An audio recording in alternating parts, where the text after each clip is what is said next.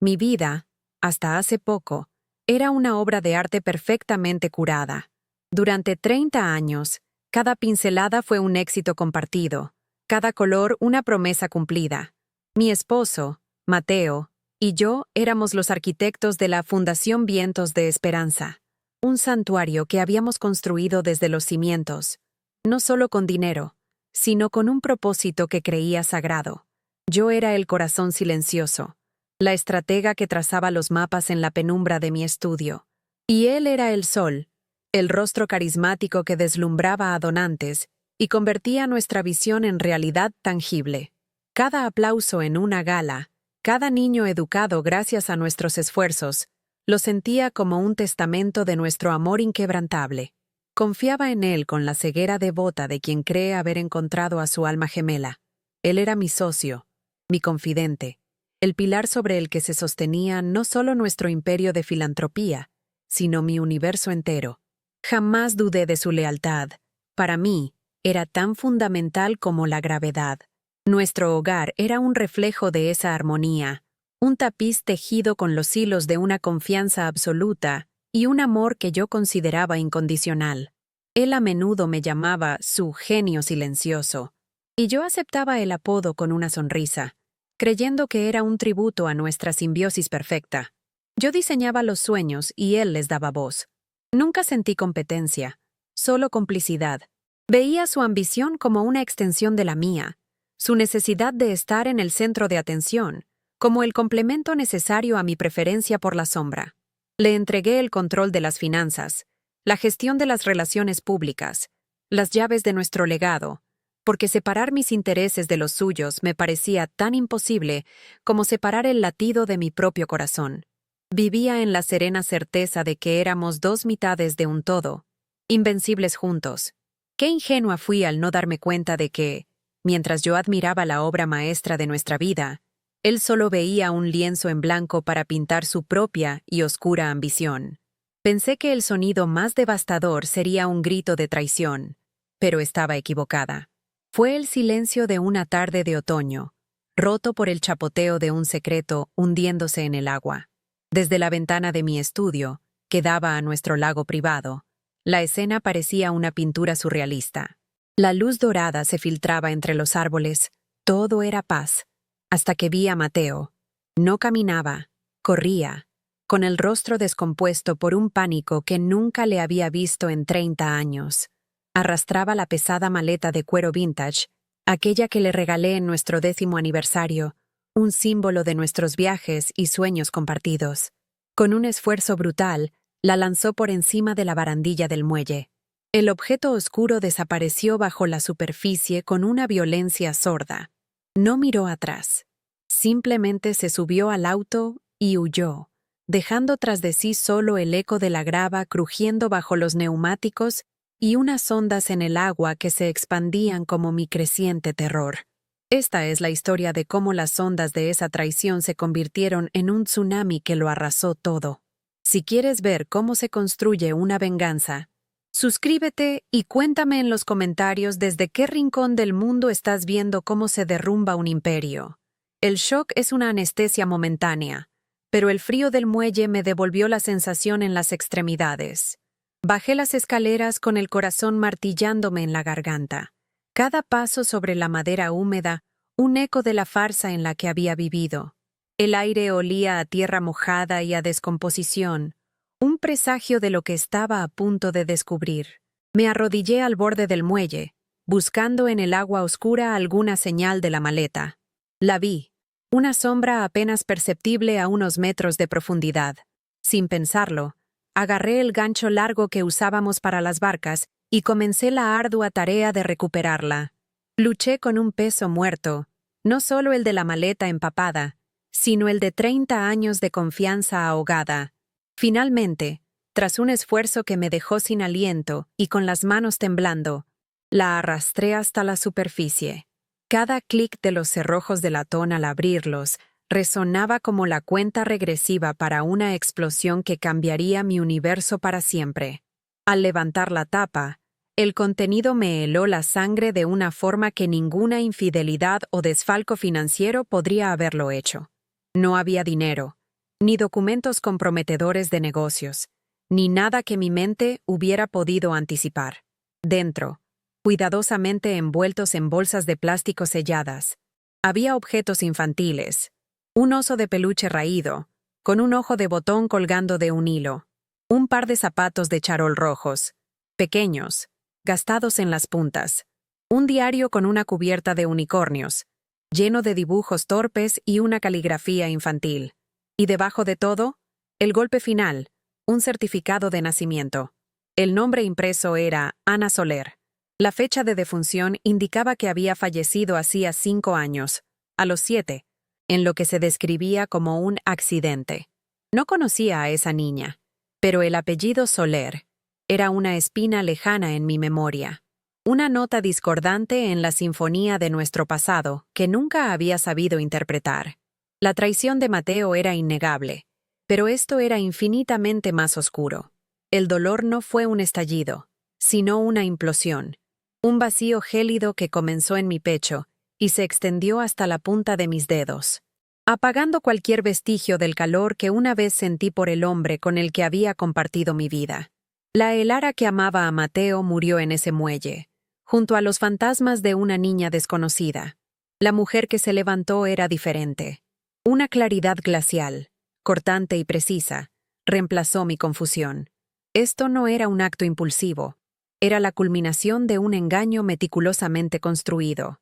Él no solo había ocultado algo, había intentado borrar una existencia, erradicar la memoria de una niña. Comprendí en ese instante que el hombre con el que dormía cada noche era un completo extraño. No era un hombre con un secreto. Era un secreto que llevaba la máscara de un hombre. Y yo, su genio silencioso, había sido la arquitecta ciega del escenario donde él representaba su obra maestra de la decepción. Cuando Mateo regresó esa noche, yo lo esperaba en la sala, pálida y silenciosa, la maleta oculta en el sótano. Él, un actor consumado, corrió a mi lado, su rostro una máscara de preocupación perfectamente elaborada. «¿Qué te pasa, mi amor? ¿Te sientes mal?», preguntó, su voz un bálsamo venenoso. Mi instinto primario era gritar, arrojarle la verdad a la cara y ver cómo se ahogaba en ella. Pero al mirar sus ojos, al ver la condescendencia en su toque, supe que él esperaba lágrimas, debilidad, confusión. Esperaba a la mujer que creía conocer, y en ese momento tomé una decisión. No le daría nada. Me tragué mi furia, la convertí en acero en mi interior, y, con voz temblorosa, le dije que solo era un terrible dolor de cabeza. Su subestimación se convirtió, en ese instante, en mi arma más afilada. Mientras me arropaba en la cama con una ternura nauseabunda, yo ya no estaba allí. Mi mente ya estaba en el campo de batalla, diseñando la arquitectura de su ruina. El frío de su toque se sentía como el de un forense examinando un cuerpo. Mateo me arropó en la cama, su voz una melodía venenosa susurrando palabras de consuelo que eran, en realidad, insultos a mi inteligencia.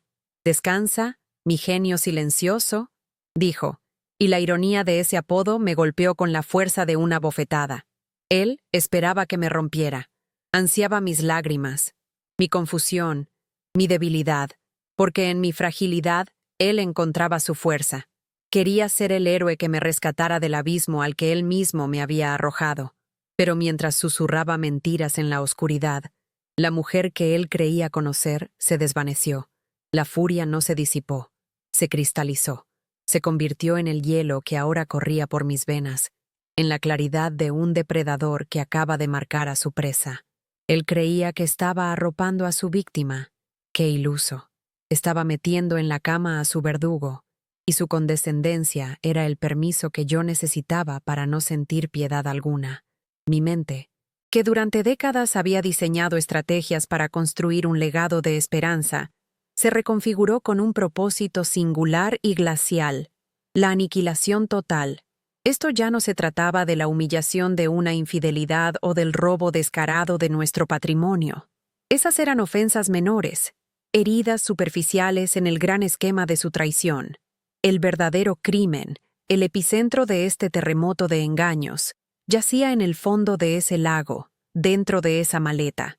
El fantasma de Ana Soler, una niña cuyo nombre era apenas un eco olvidado en mi memoria, se convirtió en mi única brújula. Exponer el fraude de Mateo y Julián, o la traición con Sofía, sería una venganza vacía, un simple ajuste de cuentas. No, mi misión era desenterrar la verdad de esa niña.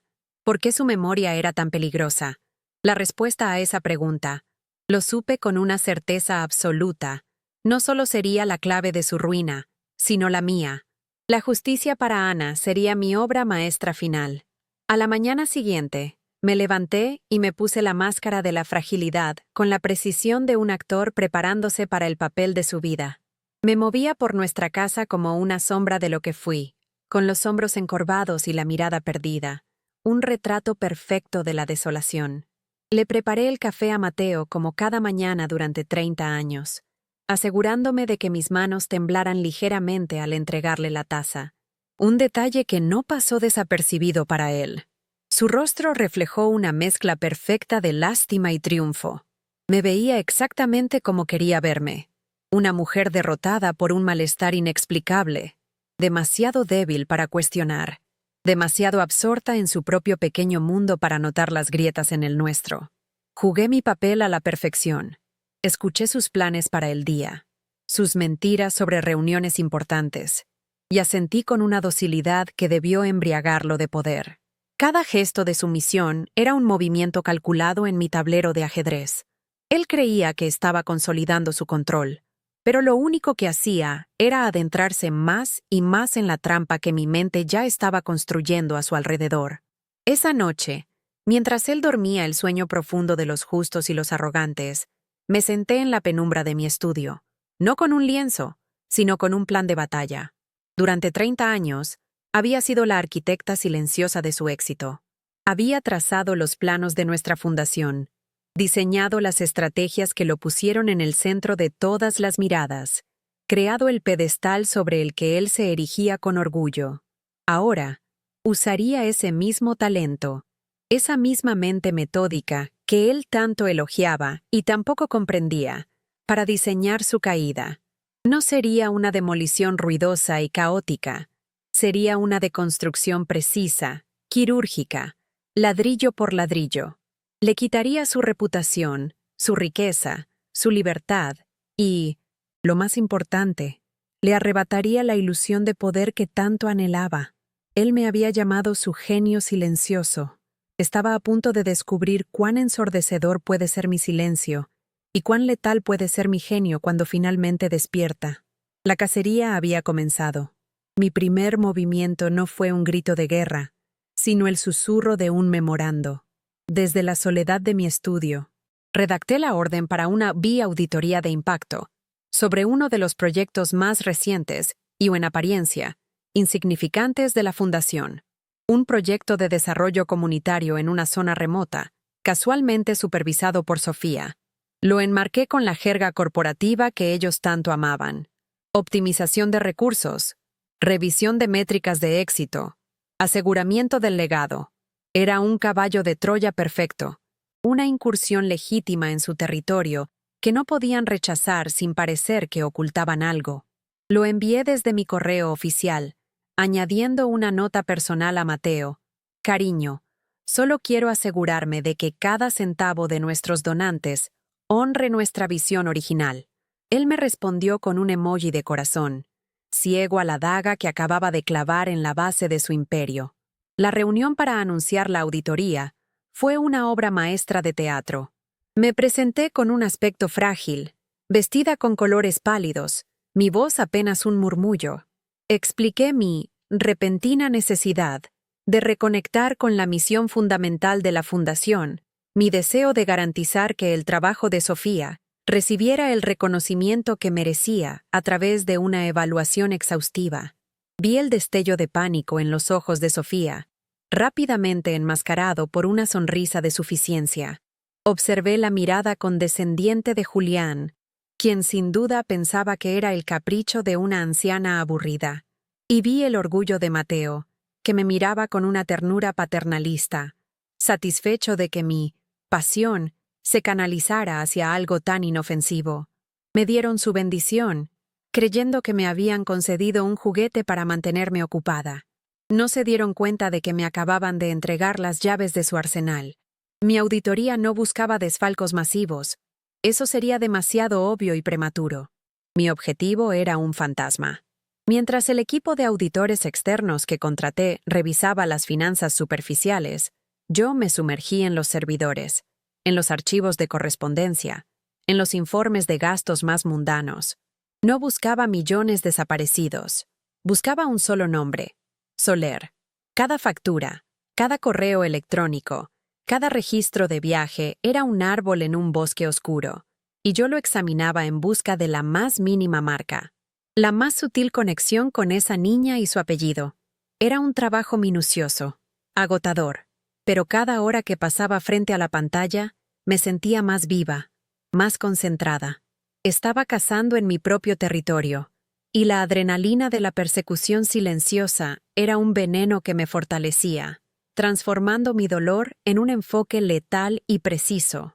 Los primeros signos de desmoronamiento aparecieron a los 3 días. Pude ver, desde la puerta entreabierta de mi estudio, una discusión acalorada entre Mateo y Sofía en el jardín. Las palabras exactas se perdían en el viento, pero su lenguaje corporal era un grito. Sofía gesticulaba con desesperación, su rostro una máscara de ansiedad. Mateo, por otro lado, era un muro de arrogancia. La agarró bruscamente del brazo, su sonrisa encantadora reemplazada por una mueca de desprecio. La estaba calmando, pero no con consuelo, sino con una amenaza velada. Estaba claro que la consideraba un eslabón débil, un peón cuyo pánico podría comprometer al rey. En ese momento entendí la naturaleza de su alianza.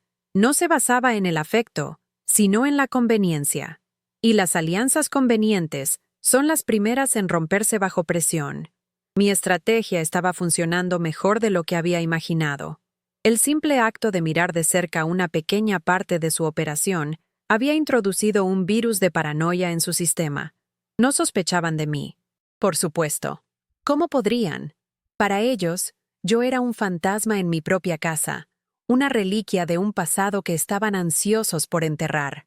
Su arrogancia era mi mejor camuflaje. Seguramente pensaban que era un ataque externo, un competidor, o quizás un error de Sofía. Comencé a disfrutar de mi papel, observándolos desde las sombras, una directora de orquesta invisible que, con un solo gesto, había hecho que sus instrumentos perfectamente afinados comenzaran a sonar con una discordia estridente y hermosa.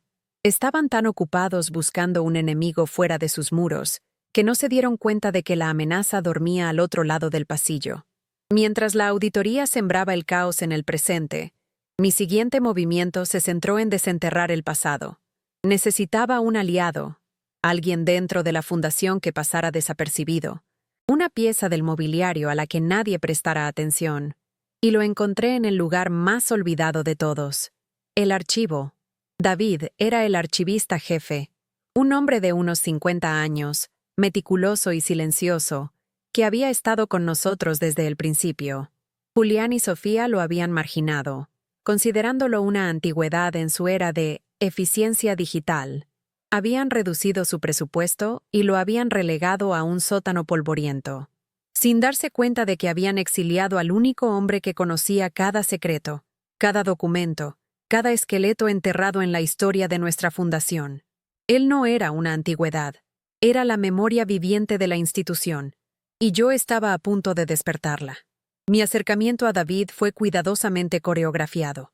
No llegué con exigencias ni susurros de conspiración. Fui a su sótano con una caja de donas y una historia. Le hablé de mi deseo de crear un archivo digital del legado, un proyecto para preservar nuestra verdadera historia antes de que se perdiera en la nube o fuera borrada por la modernidad. Apelé a su orgullo, a su dedicación. Le dije que solo él tenía el conocimiento para liderar un proyecto tan vital. Vi cómo sus ojos, opacados por años de ser ignorado, recuperaban un brillo de propósito. No le mentí del todo. Quería preservar la verdad, solo que era una verdad que ellos habían hecho todo lo posible por enterrar. David, hambriento de respeto y con una lealtad inquebrantable hacia la visión original que yo representaba, Aceptó sin dudarlo. Se convirtió en mis ojos y mis manos en el corazón oscuro de la bestia. Con David trabajando en el sótano y la auditoría causando estragos en las oficinas de arriba, el ambiente en la fundación se volvió tóxico. Comencé a filtrar anónimamente pequeñas irregularidades encontradas en los informes de Sofía, no a la junta directiva, sino a empleados de nivel medio conocidos por su propensión al chisme. Una factura duplicada aquí, un proveedor con una dirección sospechosa allá. Eran migajas, pero suficientes para iniciar un incendio de rumores. La confianza se evaporó. Las miradas en los pasillos se volvieron acusadoras. Todos sospechaban de todos. Julián, el maestro de las finanzas, se vio obligado a realizar su propia investigación interna para calmar los ánimos. Una investigación que lo distrajo y lo puso en conflicto directo con Sofía, a quien ahora veía como una incompetente que amenazaba toda su operación. La paranoia llegó a su punto culminante en una reunión secreta que mantuvieron los tres en la sala de juntas una noche. Yo los observé a través del sistema de seguridad que había instalado años atrás. Un sistema del que Mateo se había olvidado por completo. La escena era digna de una tragedia griega. Julián, con una calma gélida, presentaba evidencia de la chapucería de Sofía. Sofía, llorando, acusaba a Julián de tenderle una trampa, de usarla como chivo expiatorio. Y Mateo, el gran manipulador, intentaba mantener la paz, no por lealtad, sino para protegerse a sí mismo. Gritaba, suplicaba, amenazaba. Su control se estaba desintegrando. Estaban atrapados en una jaula que yo había construido, y en su pánico, estaban empezando a devorarse unos a otros. Y yo lo observaba todo. Con una taza de té en la mano y hielo en el corazón, mi papel de esposa frágil y desconectada me proporcionaba la coartada perfecta. Mientras ellos se ahogaban en su desconfianza mutua, yo les ofrecía mi simpatía. Escuchaba las quejas veladas de Mateo sobre la incompetencia de su equipo, asintiendo con una mirada vacía. Consolaba a Sofía por teléfono cuando me llamaba fingiendo buscar mi consejo sobre cómo manejar el estrés de la auditoría, y le ofrecía palabras huecas de aliento.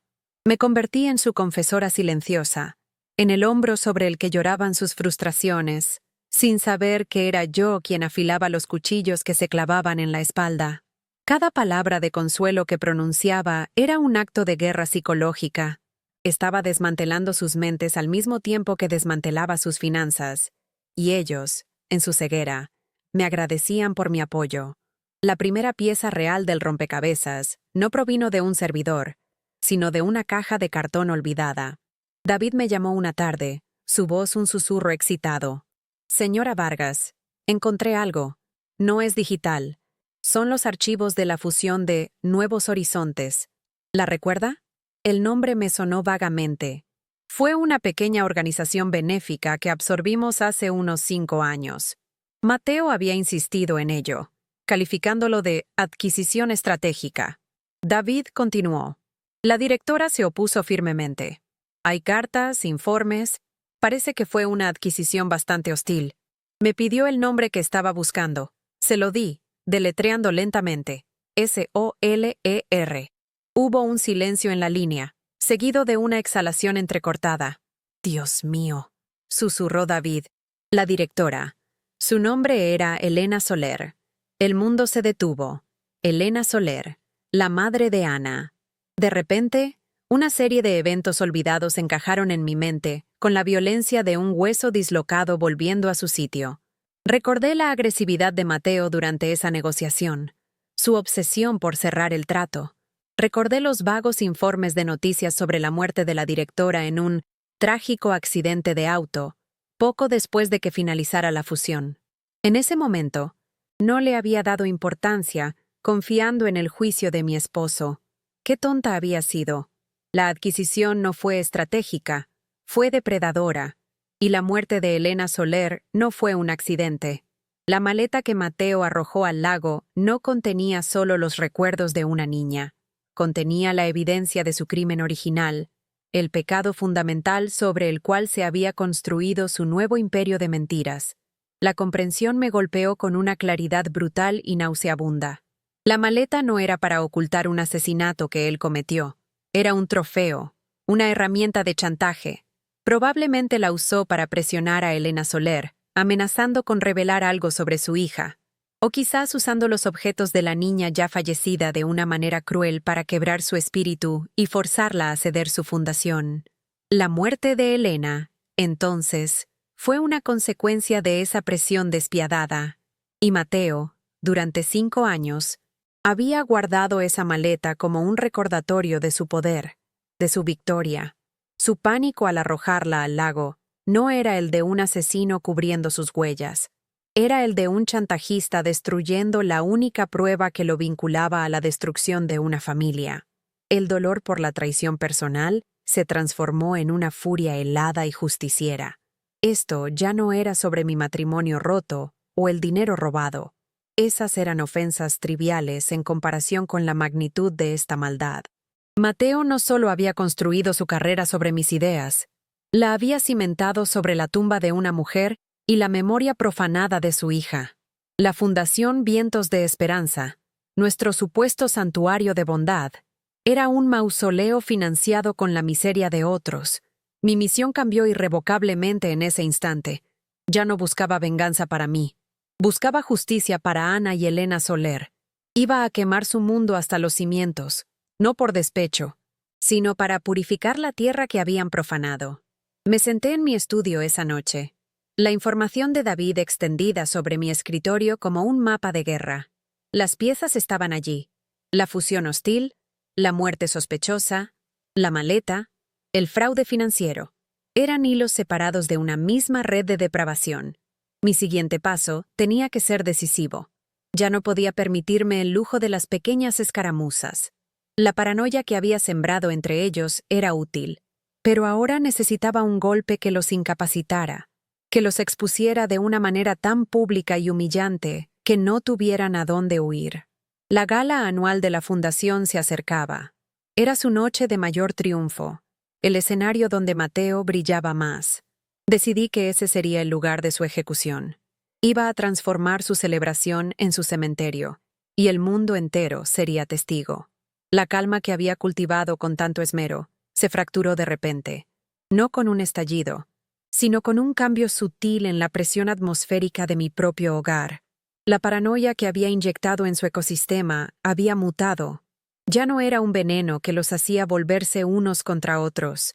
Se había convertido en un anticuerpo que los unía contra una amenaza común, una que, para mi horror, estaban empezando a identificar correctamente. Mateo dejó de tratarme con esa condescendencia empalagosa. Su mirada ya no era la de un cuidador preocupado, sino la de un carcelero vigilante. Cada uno de sus movimientos se volvió deliberado, cada palabra cuidadosamente pesada. El juego había cambiado. Yo había pasado de ser la cazadora invisible a la presa detectada, y el bosque entero, que antes era mi coto de caza, ahora se sentía como una trampa a punto de cerrarse sobre mí. El aire se enrareció, cargado con la electricidad estática que precede a un rayo.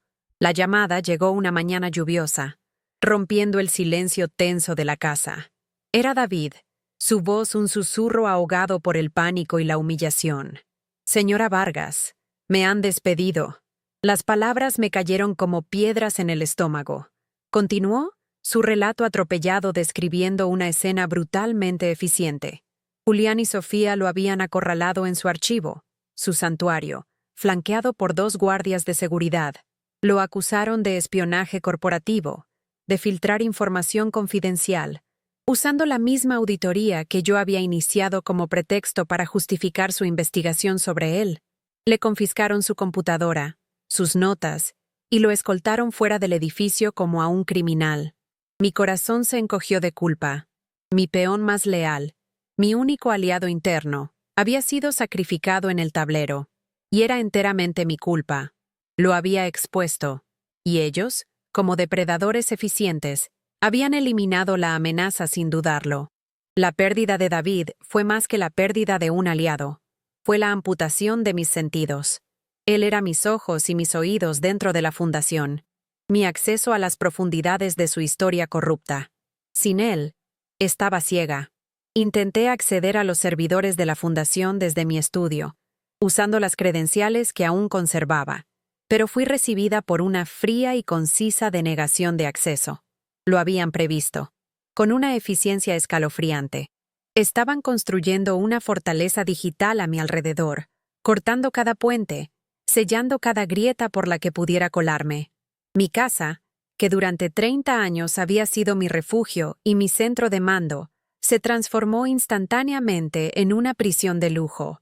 Estaba rodeada de paredes que yo misma había ayudado a decorar, pero ahora se sentían como los barrotes de una jaula dorada, diseñada para contenerme mientras desmantelaban mi mundo pieza por pieza. El golpe final a mi aislamiento llegó a la mañana siguiente.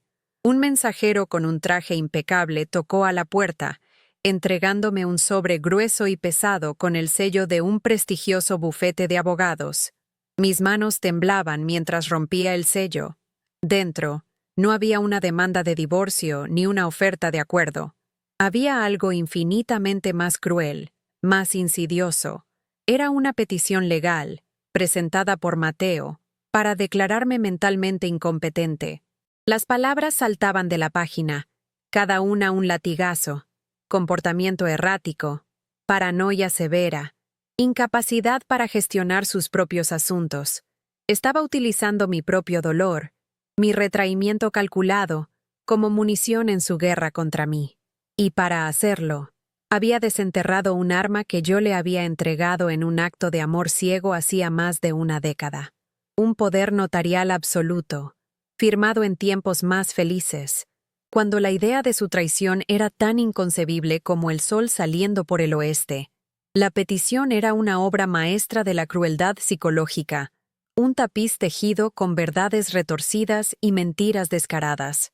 Describía mi reciente reclusión como una prueba de mi desapego de la realidad. Mis preguntas sobre los archivos antiguos, mi obsesión por la fusión de nuevos horizontes, eran presentadas como delirios de una mente que se desmorona. Cada movimiento estratégico que yo había hecho, cada pieza de mi plan de venganza, era ahora un síntoma en un diagnóstico fabricado de mi propia locura.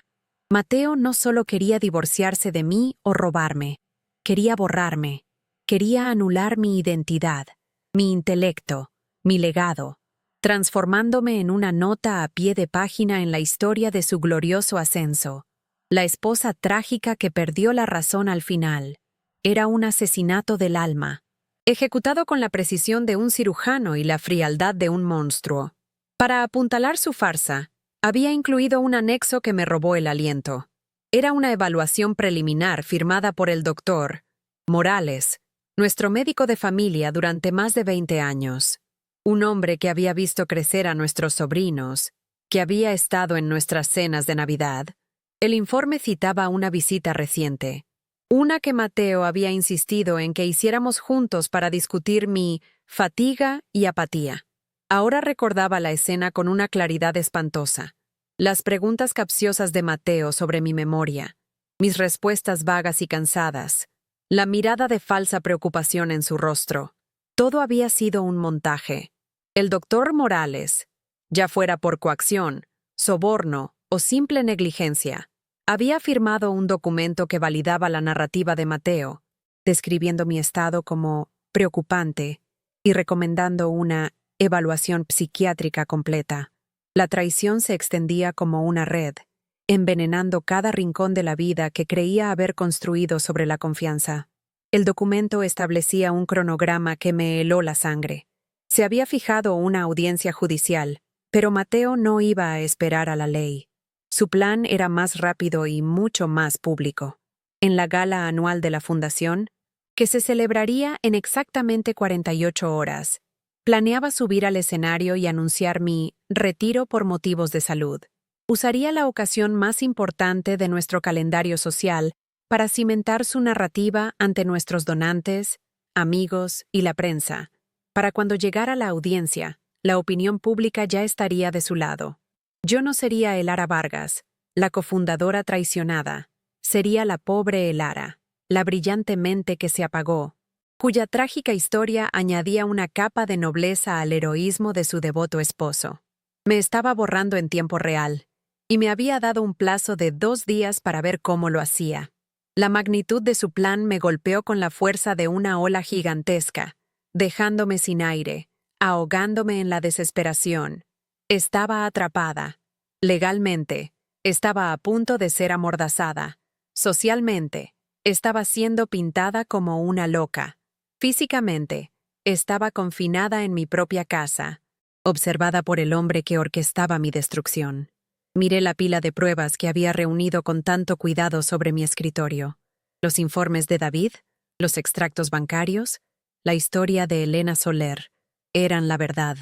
Una verdad irrefutable.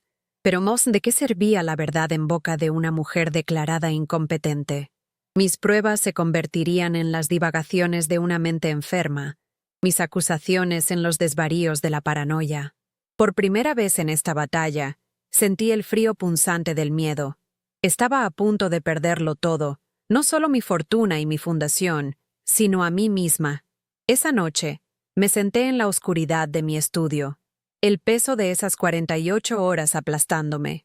El silencio de la casa era ensordecedor, roto solo por el latido de mi propio corazón, un tambor que marcaba el ritmo de mi inminente ejecución. Recorrí con la mirada los contornos de la habitación, los libros, las obras de arte, los recuerdos de una vida que ahora parecía pertenecer a otra persona. Mateo había pensado en todo, había anticipado mis movimientos, había cortado mis líneas de suministro y ahora estaba moviendo sus piezas para el jaque mate final. Me sentí como una reina en un tablero de ajedrez, rodeada, sin escapatoria. La rabia que me había impulsado se había enfriado hasta convertirse en una ceniza helada de resignación. Quizás, después de todo, él había ganado. Quizás era más inteligente, más despiadado, más fuerte de lo que yo jamás podría ser.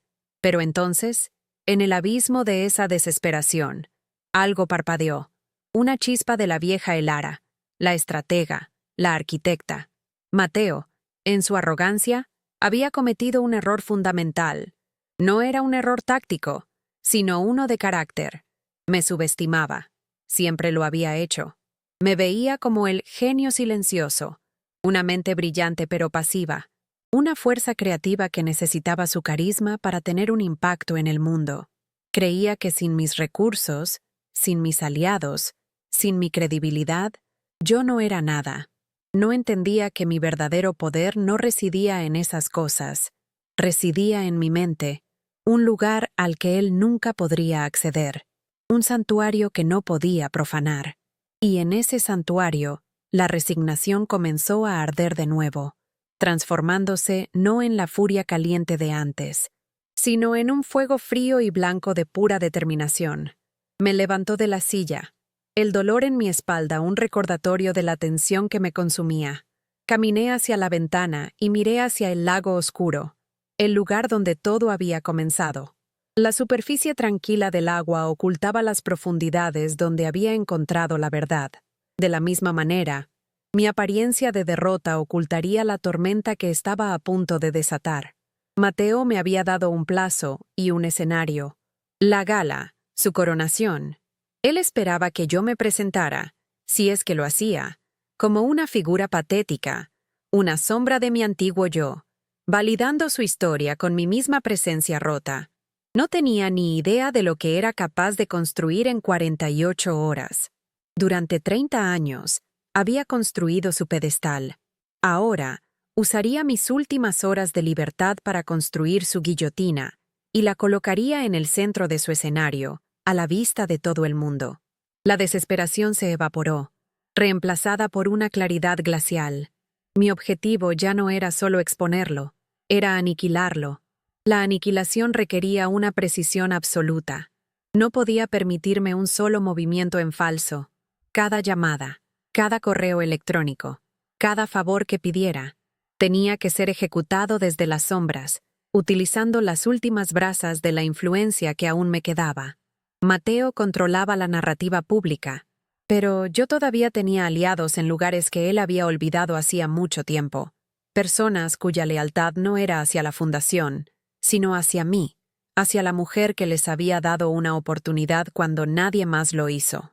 Eran mis agentes durmientes, y estaba a punto de activarlos a todos. El plan comenzó a formarse en mi mente, no como una estrategia defensiva, sino como una ofensiva total y devastadora. Mi primer movimiento fue contactar a una joven periodista de investigación a la que había apadrinado años atrás. Le envié un mensaje cifrado desde un teléfono prepago que había comprado para emergencias. No le di toda la historia, solo una pista tentadora. La verdad detrás del éxito de la Fundación Vientos de Esperanza. Tengo pruebas. Gala anual. Prepárate. Era un riesgo calculado. Si ella se lo contaba a Mateo, mi plan se arruinaría. Pero confiaba en su ambición y en su instinto para una buena historia. Un instinto que yo misma había ayudado a cultivar. Sabía que no podría resistirse a la posibilidad del reportaje de su vida. Con ese simple mensaje, había plantado una bomba de tiempo en la primera fila de su celebración. Luego, me puse en contacto con el jefe de la empresa audiovisual contratada para la gala. Era un viejo amigo, un hombre al que le había dado su primer gran contrato cuando no era más que un joven técnico con un sueño. Le debía una. Le pedí un favor simple y aparentemente inocente: acceso remoto al proyector principal de la noche. Le conté una historia sobre querer añadir una sorpresa personal de último minuto para Mateo, un montaje de video nostálgico. Él, ajeno a la verdadera naturaleza de mi petición, estuvo de acuerdo sin dudarlo, conmovido por mi supuesto gesto romántico. Me envió los códigos de acceso y las instrucciones. Ahora tenía el control de la pantalla más grande de la sala, el lienzo sobre el que Mateo planeaba pintar su obra maestra de engaño. Yo iba a cambiar la pintura. El siguiente paso fue recuperar la pieza de evidencia más crucial, la que David había encontrado antes de ser despedido. En su llamada de pánico, me había dicho que había hecho una copia de seguridad de los archivos más importantes en una unidad externa y la había escondido en un lugar seguro fuera de la oficina. Un viejo truco de archivista paranoico. Me dio la ubicación, un casillero en una biblioteca pública del centro. Conduje hasta allí en medio de la noche, sintiéndome como una fugitiva en mi propia ciudad. Cada coche que pasaba me hacía saltar el corazón. Recuperé la unidad, un pequeño rectángulo de plástico que contenía la dinamita que necesitaba para demoler su imperio. Contenía el video de la cámara de seguridad, la prueba irrefutable de la amenaza de Mateo a Elena Soler. De vuelta en mi estudio, con las puertas cerradas con llave y las cortinas corridas, comencé a trabajar. Las 48 horas se convirtieron en un borrón de cafeína y adrenalina. No dormí, no comí. Me convertí en una máquina de venganza, editando videos, organizando documentos, creando una presentación que no dejaría lugar a dudas. Entrelacé el fraude financiero de Julián, las traiciones personales de Sofía y Mateo, y el oscuro secreto de Ana Soler en una narrativa coherente y aplastante. No sería una simple exposición de datos, sería una historia, contada con mi voz, la voz que él había intentado silenciar. Sería mi monólogo final, mi obra maestra. Cada clic del ratón era el sonido de un clavo más en su ataúd. Mientras trabajaba, el miedo fue reemplazado por una sensación de poder embriagadora. Estaba recuperando el control, no suplicando por él. Mateo creía que me había despojado de mis armas, pero no se dio cuenta de que mi arma más grande siempre había sido yo misma. Mi capacidad para ver el panorama general, para conectar los puntos que nadie más veía, para construir una estructura compleja a partir de piezas dispares. Él me había arrinconado.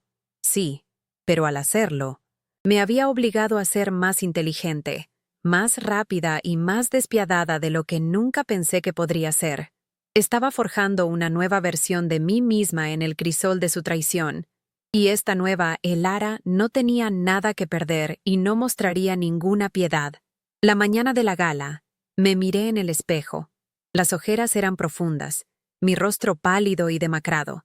Parecía exactamente la mujer que Mateo quería que el mundo viera. Frágil, rota, al borde del colapso. Pero mis ojos contaban una historia diferente. Había una dureza en ellos que no estaba allí antes. un brillo de acero forjado en el fuego.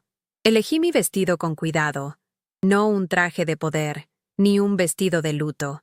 Elegí un elegante vestido de seda color marfil, un símbolo de pureza e inocencia. Quería que la contradicción entre mi apariencia y la devastación que estaba a punto de causar fuera lo más discordante posible. Sería el ángel de su destrucción. Cuando Mateo entró en la habitación, su rostro era una máscara de compasión. «Te ves hermosa, querida», dijo, «pero tan cansada. No te preocupes. Esta noche todo terminará. Podrás descansar». La ironía era tan espesa que casi podía saborearla. Asentí dócilmente, permitiéndole que me ayudara a ponerme el collar, sus dedos fríos rozando mi piel. En ese momento, no sentí odio, ni rabia, ni siquiera tristeza. Sentí una calma profunda y absoluta. Era la calma del verdugo que afila su hacha antes de la ejecución. Él pensaba que la noche era sobre su victoria. Qué equivocado estaba. La noche era sobre mi renacimiento, y comenzaría con sus cenizas. En el coche de camino a la gala, él me tomó la mano. «Estoy tan orgulloso de todo lo que hemos construido, Elara, y prometo que cuidaré de tu legado». Tuve que morderme el interior de la mejilla para no reír. Su arrogancia era monumental. Una ceguera autoimpuesta que le impedía ver el abismo que se abría a sus pies. Me limité a apretarle la mano y a mirar por la ventana las luces de la ciudad, cada una un espectador potencial de su caída. El plan estaba en marcha. Las piezas estaban en su sitio. Todo lo que tenía que hacer era esperar el momento adecuado y pulsar un botón. El genio silencioso estaba a punto de hacer el ruido más fuerte que el mundo jamás había escuchado. Al llegar, las cámaras destellaron. Los periodistas se arremolinaron a nuestro alrededor. Mateo se deleitó con la atención, posando, sonriendo, interpretando el papel del esposo devoto que cuida de su frágil mujer. Me aferré a su brazo, manteniendo la cabeza gacha, jugando mi papel a la perfección. Cada flash de las cámaras era un recordatorio de lo pública que sería su humillación. Él había elegido esta arena, había invitado a estos testigos. No podía culpar a nadie más que a sí mismo por la escala de la catástrofe que se avecinaba. Lo guié hacia el salón de baile, hacia el centro del escenario que él había construido para su triunfo, sin saber que lo estaba llevando a su propio matadero. Dentro, el ambiente era de celebración. La élite de la ciudad, nuestros mayores donantes, líderes comunitarios, todos estaban allí para rendirle homenaje. Sofía se acercó, radiante con un vestido rojo sangre, y me dio un abrazo que me revolvió el estómago. «Elara, te ves tan delicada. No te preocupes, nos encargaremos de todo», susurró, su voz goteando falsa sinceridad. Juliana sintió a mi lado, con una mirada de profunda y fingida preocupación. Los tres estaban allí, juntos, el triunvirato de la traición, en la cúspide de su poder, completamente ajenos a la tormenta que estaba a punto de desatarse.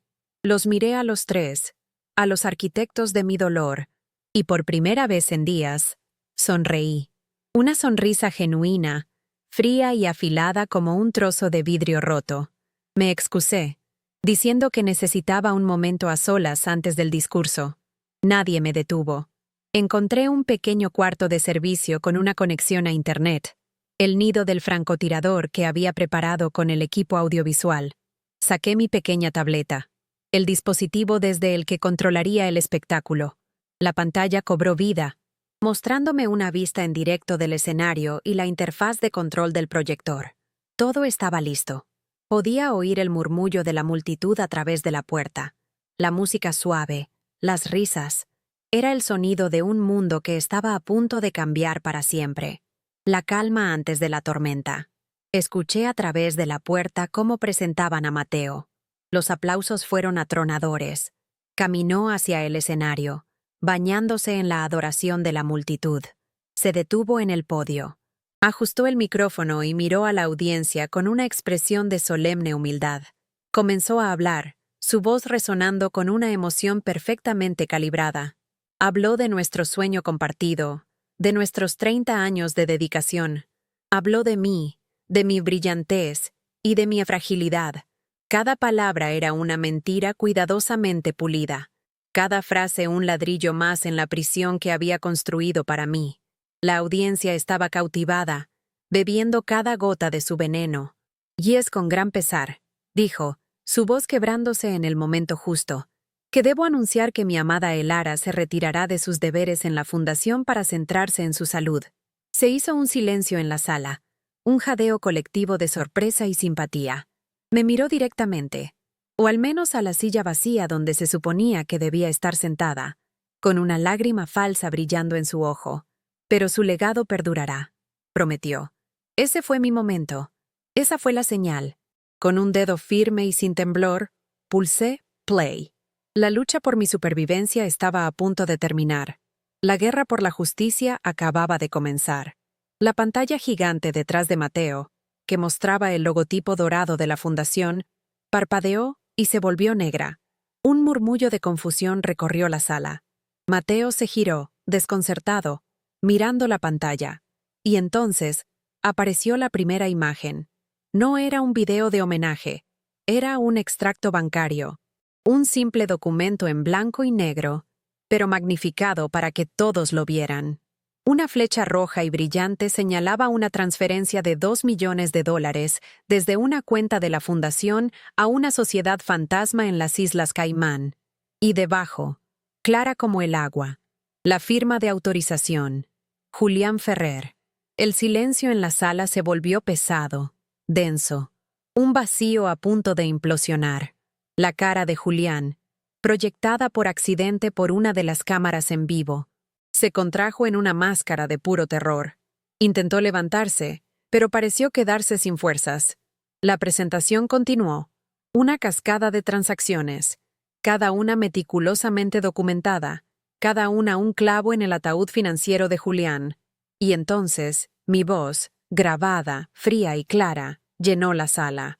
Durante 5 años, dije, mi narración superponiéndose a las pruebas, el dinero que ustedes donaron para educar a los niños no fue a las escuelas, fue a los bolsillos de los hombres en los que confiaron. La audiencia jadeó. El primer pilar del imperio de Mateo acababa de derrumbarse. Antes de que nadie pudiera recuperarse, la pantalla cambió. Ahora mostraba una serie de mensajes de texto. Conversaciones íntimas, vulgares, entre Mateo y Sofía. Planificaban sus escapadas. Se burlaban de mi ingenuidad. Discutían cómo acelerar mi retiro, para que Sofía pudiera asumir mi papel. Las fotos que siguieron no dejaban lugar a dudas. Ellos dos en hoteles, en yachts, besándose, celebrando. Sofía soltó un grito ahogado e intentó correr hacia la salida, pero las cámaras de los periodistas, que ahora olían sangre, se giraron hacia ella, sus flashes convirtiéndola en una estatua de pánico y humillación. El segundo pilar, el de la lealtad y el amor devoto, se hizo añicos. Mateo estaba congelado en el escenario, su rostro una mezcla grotesca de incredulidad y furia. Intentó hablar, pero no le salieron las palabras. La atención de todos estaba fija en la pantalla, donde apareció la imagen de una niña sonriente con zapatos de charol rojos. Ana Soler. Mi voz volvió a sonar, esta vez más suave, cargada de una tristeza que era completamente real. Pero el dinero y la traición no son el verdadero crimen, dije. El verdadero crimen comenzó con una mentira construida sobre la tumba de esta niña y su madre, Elena Soler. La historia de la fusión hostil, de la muerte sospechosa, se desarrolló ante sus ojos, documentada con artículos de prensa y cartas desesperadas de Elena. Y entonces, el golpe de gracia, el video de la cámara de seguridad. La imagen era granulada, pero inconfundible. Mateo, 5 años más joven, acorralando a una aterrorizada Elena Soler en un estacionamiento. Él sostenía la maleta de cuero vintage. No se oía el audio, pero su lenguaje corporal era universal. La amenaza, la intimidación, el poder cruel de un hombre que disfruta rompiendo a alguien más débil. La sala entera contuvo la respiración. El héroe filántropo, el esposo devoto, se reveló como lo que realmente era: un depredador, un matón, un monstruo. En el escenario, algo dentro de Mateo se rompió. Su fachada de control se desintegró en un instante. Con los ojos desorbitados, señaló a Julián en la multitud. «Fue él.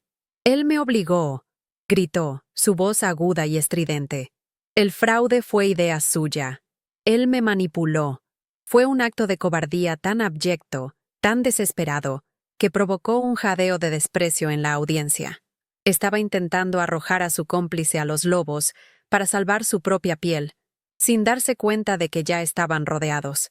La acusación de Mateo fue la chispa que encendió el polvorín. Julián, al verse traicionado, se puso en pie de un salto, su rostro rojo de furia. «¡Mientes!», rugió, su voz resonando en el silencio atónito. «Tú lo orquestaste todo. Tengo correos electrónicos, grabaciones. Tengo pruebas de que tú presionaste a Elena Soler hasta el límite». La implosión había comenzado. Los dos hombres que habían conspirado en la sombra ahora se desgarraban la garganta a la vista de todos, cada uno intentando arrastrar al otro hacia el abismo. Sofía, acorralada cerca de la salida por un enjambre de periodistas que le gritaban preguntas, se unió al coro de la traición. «Él me engañó», sollozó, señalando a Mateo. «Me dijo que Lara estaba enferma, que su matrimonio había terminado. Me usó. Todo esto es su culpa». El círculo estaba completo. Los tres conspiradores, unidos por la codicia y el engaño, ahora se devoraban unos a otros en un frenesí de autopreservación, destruyendo públicamente los últimos vestigios de su credibilidad. Era una sinfonía de destrucción, y yo la había compuesto. Desde mi escondite, observé la carnicería en la pantalla de mi tableta. No sentí triunfo, no sentí alegría. Sentí una extraña y vacía sensación de finalidad. Había desatado un tsunami, y ahora solo podía observar cómo las olas arrasaban todo a su paso. Apagué la tableta, cortando la conexión. Mi trabajo allí había terminado. Salí silenciosamente del cuarto de servicio y me deslicé por un pasillo trasero, lejos del caos, lejos de los gritos y los flashes de las cámaras. Caminé hacia la noche fría. El sonido de las sirenas de la policía acercándose a lo lejos. El aire fresco llenó mis pulmones, limpiando el hedor de la traición y la venganza. No me sentía como una vencedora. Me sentía como la única superviviente de un naufragio que yo misma había provocado. La batalla por mi supervivencia había terminado, pero sabía que la guerra por reconstruir mi vida, por encontrar un nuevo propósito en medio de las ruinas, apenas comenzaba. La vieja Elara, la esposa ingenua y el genio silencioso, estaba muerta y enterrada. La mujer que se alejaba en la oscuridad aún no sabía quién era, pero por primera vez en 30 años, era libre. La pantalla gigante detrás de Mateo, que hasta ese momento mostraba el logotipo dorado de la fundación, parpadeó y se fundió a negro. Un murmullo de confusión recorrió el salón de baile. Mateo se giró, su rostro una máscara de desconcierto, tocando el micrófono como si eso pudiera solucionar el fallo técnico. Pero no era un fallo. Era el comienzo del fin. La primera imagen que apareció no fue un video de homenaje, sino un documento austero, magnificado para que todos lo vieran. Un extracto bancario. Una flecha roja y brillante, dibujada con precisión quirúrgica.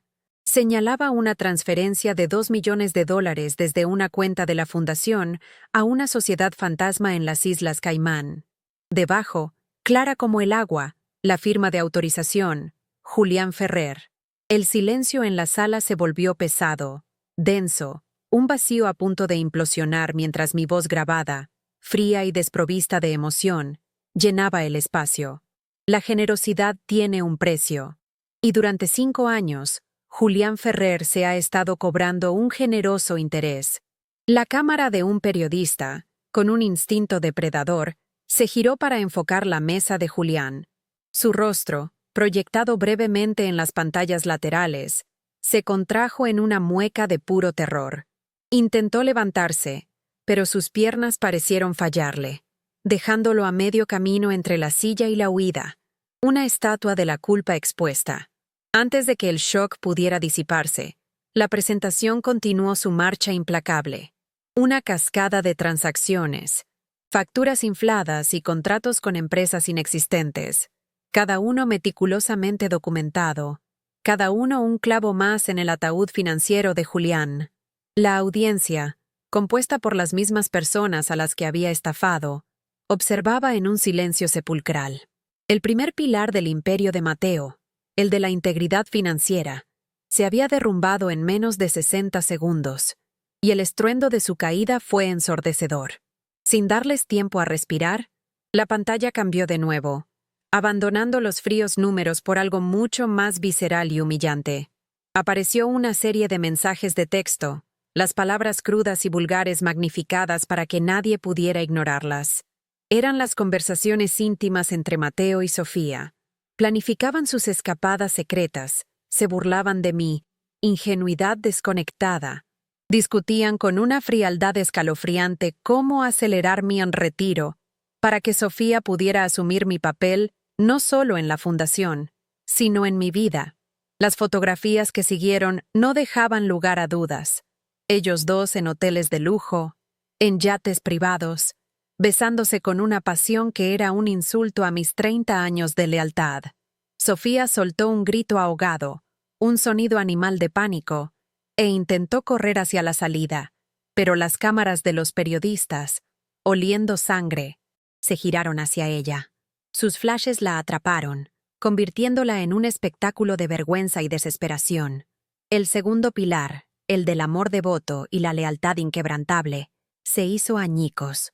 Mateo estaba paralizado en el escenario, su rostro una mezcla grotesca de incredulidad y furia impotente.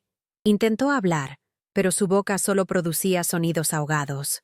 La atención de todos estaba clavada en la pantalla, donde la tormenta de su traición personal dio paso a una calma inquietante. Apareció la fotografía de una niña sonriente con zapatos de charol rojos. Ana Soler. Mi voz volvió a sonar, esta vez más suave, despojada de la frialdad judicial y cargada de una tristeza que era completamente real. Pero el dinero robado y un corazón roto no son el verdadero crimen, dije, mientras la sala entera contenía la respiración. El verdadero crimen, el pecado original sobre el que se construyó este imperio de mentiras, comenzó con la destrucción de esta niña y su madre, Elena Soler. La historia de la fusión hostil, de la muerte sospechosa, se desarrolló ante sus ojos, documentada con artículos de prensa y fragmentos de las cartas desesperadas que Elena me había enviado. Cartas que Mateo me había asegurado que eran divagaciones de una mujer inestable. Y entonces, el golpe de gracia. La pieza final que David había salvado de las llamas. El video de la cámara de seguridad de un estacionamiento, granulado y sin sonido, pero más elocuente que cualquier confesión. La imagen mostraba a Mateo, 5 años más joven, acorralando a una aterrorizada Elena Soler contra su coche. Él sostenía la maleta de cuero vintage, no como un equipaje, sino como un arma. No se oía el audio, pero su lenguaje corporal era universal. La barbilla levantada con arrogancia, el dedo acusador, la forma en que se inclinaba sobre ella, invadiendo su espacio, irradiando una amenaza palpable. Era la imagen de un depredador arrinconando a su presa. El héroe filántropo, el esposo devoto, el hombre que lloraba lágrimas de cocodrilo por mi fragilidad, se reveló como lo que realmente era. Un matón, un chantajista, un monstruo que se alimentaba del miedo de los demás. La sala entera pareció dejar de respirar. En el escenario, bajo el peso de 1000 miradas acusadoras, algo dentro de Mateo finalmente se rompió. Su fachada de control, tan cuidadosamente construida durante décadas, se desintegró en un instante. Con los ojos desorbitados por el pánico, barrió la multitud hasta encontrar a Julián. Entonces, levantó un brazo tembloroso y lo señaló. «¡Fue él!», gritó, su voz aguda y estridente, irreconocible. «Él me obligó a hacerlo. El fraude fue idea suya. Él me manipuló para que presionara a Elena. Fue un acto de cobardía tan abyecto, tan desesperado, que provocó un jadeo colectivo de puro desprecio en la audiencia. Estaba intentando arrojar a su cómplice más leal a los lobos para salvar su propia piel, sin darse cuenta de que ya estaban rodeados, y que el único depredador que quedaba en la sala era la verdad. La acusación de Mateo fue la chispa que encendió el polvorín. Julián, al verse traicionado de una forma tan pública y patética, se puso en pie de un salto, su rostro congestionado por una furia que eclipsó su miedo. «¡Mientes, cobarde!», rugió, su voz resonando en el silencio atónito. «Tú lo orquestaste todo. Tengo correos electrónicos, tengo grabaciones, tengo pruebas de cada orden que me diste, incluyendo la de silenciar a Elena Soler a cualquier costo». La implosión había comenzado. Los dos hombres que habían conspirado en la sombra ahora se desgarraban la garganta a la vista de todos, cada uno intentando arrastrar al otro hacia el abismo. El espectáculo de su mutua destrucción era más grotesco y satisfactorio de lo que jamás hubiera podido imaginar. Sofía, acorralada cerca de la salida por un enjambre de periodistas que le gritaban preguntas, se unió al coro de la traición, su voz rota por sollozos calculados. «Él me engañó a mí también», gritó, señalando a Mateo con un dedo acusador. «Me dijo que Lara estaba enferma, que su matrimonio era una farsa desde hacía años. Me usó. Todo esto es su culpa». El círculo de la traición estaba completo. Los tres conspiradores, unidos por la codicia y el engaño, ahora se devoraban unos a otros en un frenesí de autopreservación, destruyendo públicamente los últimos vestigios de su dignidad frente a las mismas personas cuyo respeto y admiración habían anhelado. Era una sinfonía de destrucción, y yo, el genio silencioso, la había compuesto nota por nota, asegurándome de que el crescendo final fuera su aniquilación total. ¿Te está gustando esta historia? Deja un like y suscríbete al canal. Ahora continuamos con el vídeo. Desde mi escondite, observé la carnicería en la pantalla de mi tableta. No sentí el calor embriagador del triunfo, ni la amarga satisfacción de la venganza cumplida. Sentí una extraña y vacía sensación de finalidad, como el silencio que sigue a una demolición controlada. Había desatado un tsunami de verdad, y ahora solo podía observar cómo las olas arrasaban todo a su paso, llevándose consigo los restos de mi antigua vida. Apagué la tableta, cortando la conexión con el caos. Mi trabajo allí había terminado. Salí silenciosamente del cuarto de servicio y me deslicé por un pasillo trasero, lejos de los gritos, los flashes de las cámaras y el hedor a traición. Caminé hacia la noche fría, el sonido de las sirenas de la policía acercándose a lo lejos. El aire fresco llenó mis pulmones, limpiando el polvo de la destrucción. No me sentía como una vencedora. Me sentía como la única superviviente de un naufragio que yo misma había provocado. Los días siguientes fueron un borrón de titulares escandalosos y procedimientos legales. Mateo, Julián y Sofía, despojados de su poder y dignidad, se convirtieron en el festín de los medios. Sus rostros demacrados aparecían en todas las pantallas. Sus voces grabadas se repetían en un bucle interminable de acusaciones mutuas. Sus equipos legales intentaron construir defensas, pero yo les había dejado sin cimientos. Cada mentira que contaban era demolida por una prueba irrefutable que yo ya había hecho pública. Observé el proceso desde la distancia, como una historiadora que analiza la caída de un imperio corrupto. No asistí a ninguna audiencia. No di ninguna declaración. Les había entregado a la justicia en una bandeja de plata. El resto era un epílogo que ya no me pertenecía. Mi atención no estaba en su merecido castigo, sino en el vasto y silencioso campo de ruinas que una vez llamé mi legado. La Fundación Vientos de Esperanza estaba clínicamente muerta. Los donantes huyeron en estampida, aterrorizados de que su reputación quedara manchada por la asociación. El personal, tanto los culpables como los inocentes, abandonaron el barco que se hundía. La junta directiva, un grupo de hombres y mujeres que durante años habían disfrutado de los beneficios de mi trabajo sin hacer una sola pregunta incómoda, me convocó a una reunión de emergencia. Esperaban encontrar a una viuda de facto, una mujer rota en busca de consuelo y una salida honorable.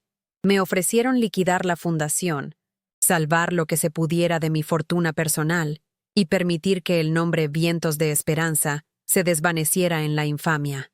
Me miraban con lástima, sin entender que la mujer frágil a la que creían estar aconsejando había muerto en aquel muelle hacía semanas. Podría haber aceptado. Podría haber tomado mi considerable fortuna personal, retirarme a una villa junto al mar y pasar el resto de mis días leyendo y olvidando. Era la opción fácil, la que el mundo esperaba de mí. Pero mientras consideraba esa vida de paz silenciosa, la imagen de Ana Soler volvió a mi mente. Dejar que la fundación muriera sería permitir que el legado de Mateo, Julián y Sofía fuera su epitafio final. Sería admitir que su corrupción era más fuerte que la visión original que la inspiró. La venganza no estaba completa con su encarcelamiento. Estaría completa cuando construyera algo nuevo, algo incorruptible, sobre las cenizas de su avaricia.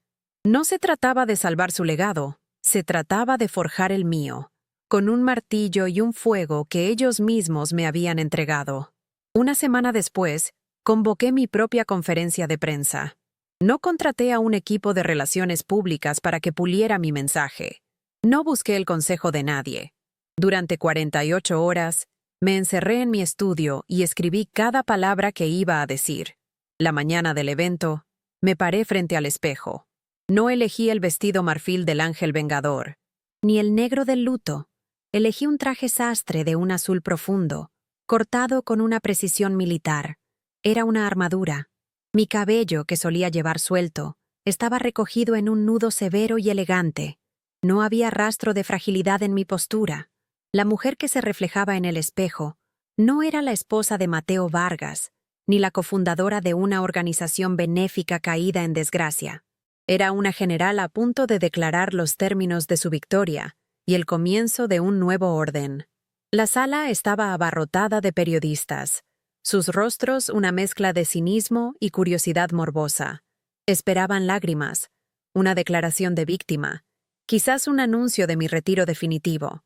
Caminé hacia el podio y el silencio cayó como una guillotina. No comencé con agradecimientos ni lamentos. Lo que ustedes presenciaron en esa gala, dije, mi voz firme y clara resonando en los altavoces, no fue el colapso de una fundación, fue la extirpación quirúrgica de un cáncer de codicia, engaño y una arrogancia tan profunda que creía poder prosperar en la oscuridad para siempre. Miré directamente a las cámaras. Me equivoqué al no ver los síntomas antes. Mi confianza fue el entorno en el que esta enfermedad creció. Esa fue mi falla, y la reconozco. Pero sus crímenes son solo suyos. Por esa razón, continué, dejando que mis palabras calaran. La Fundación Vientos de Esperanza está oficialmente disuelta a partir de este momento. Su nombre está manchado sin remedio, y no intentaré limpiarlo. En su lugar, de sus cenizas, hoy nace una nueva entidad, la Fundación Soler. Un murmullo recorrió la sala. La Fundación Soler operará bajo un principio inquebrantable: la transparencia radical. Cada donación, cada gasto, cada decisión será registrada en una cadena de bloques pública, inmutable y accesible para cualquiera en el mundo. Terminaremos con la era de las puertas cerradas y la confianza ciega. El legado de Ana Soler no será la oscuridad, sino la luz más brillante. Y el corazón de esta nueva fundación, anuncié, sintiendo que la memoria de esa niña finalmente encontraba su propósito, será el Fondo Ana. Su única misión será proporcionar los recursos legales y financieros para defender a las pequeñas organizaciones benéficas de las adquisiciones hostiles y las prácticas depredadoras de entidades más grandes. El mismo tipo de agresión corporativa que le costó la vida a Elena Soler y casi borra la memoria de su hija, se convertirá en el mal que estamos diseñados para combatir. Transformaremos el arma de su avaricia en un escudo para los vulnerables. Le daremos a la historia de Ana el final que se merecía, no una tragedia, sino el comienzo de una revolución. La reacción fue inmediata y abrumadora. El cinismo en la sala se evaporó. reemplazado por un respeto palpable. Las preguntas que siguieron no eran sobre el escándalo, sino sobre la visión. ¿Cómo funcionaría la tecnología blockchain? ¿Cuáles eran los criterios para el Fondo ANA? ¿Estaba declarando la guerra al status quo del mundo filantrópico? A cada pregunta, respondí con detalles, con planes, con una autoridad que no dejaba lugar a dudas. La narrativa cambió en tiempo real. Ya no era la viuda engañada que había tropezado con la verdad. Me convertí en una arquitecta, no de venganza, sino de un futuro más justo. Los periodistas que habían venido a documentar un funeral se encontraron reportando un nacimiento. En las semanas siguientes, mi visión se hizo realidad. Los donantes, no los que buscaban prestigio social, sino los que realmente creían en la misión, regresaron. Nuevos patrocinadores, atraídos por la promesa de una transparencia sin precedentes, se unieron a la causa. Supervisé personalmente la liquidación de cada activo de Vientos de Esperanza, asegurándome de que cada centavo manchado por el engaño fuera purificado y redirigido a la nueva fundación. Mi primer acto como presidenta de la Fundación Soler fue llamar a David. No le ofrecí su antiguo trabajo en el archivo.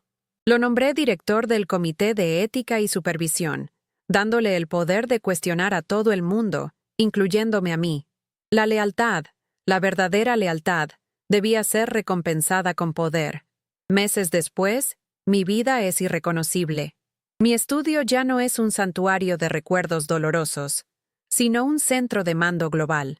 Las viejas pinturas han sido reemplazadas por arte moderno y audaz, obras que miran hacia el futuro, no hacia el pasado. Estoy en una videoconferencia, no con un multimillonario en una gala, sino con una joven y apasionada directora de un refugio para mujeres en un país devastado por la guerra. Acabamos de usar el Fondo ANA para detener a un conglomerado que intentaba apoderarse de sus tierras. En sus ojos agradecidos, veo el espíritu de Elena Soler. En su victoria, siento el verdadero propósito del poder, no como un arma para destruir, sino como una herramienta para construir. Mi voz ya no es silenciosa. Mis acciones resuenan en todo el mundo. La ilusión de mi vida perfecta se hizo añicos, y estoy profundamente agradecida por ello. Las ilusiones son jaulas doradas, y yo viví en una durante 30 años. El fuego de la traición no me consumió, me forjó. Mateo, Julián y Sofía ya no son los monstruos que atormentan mis noches. Son notas a pie de página en el primer capítulo de una historia que ahora es completamente mía. Encontré justicia para una niña que nunca conocí, y en ese proceso me encontré a mí misma. La mujer que fui murió en ese muelle, pero la mujer que soy nació de esas aguas oscuras, y mi verdadero reinado apenas ha comenzado. Gracias por acompañarme en este viaje. Si esta historia te ha inspirado, compártela con alguien que necesite recordar su propia fuerza. No olvides dejar un like y suscribirte para más relatos de resiliencia y justicia. Nos vemos en el próximo video.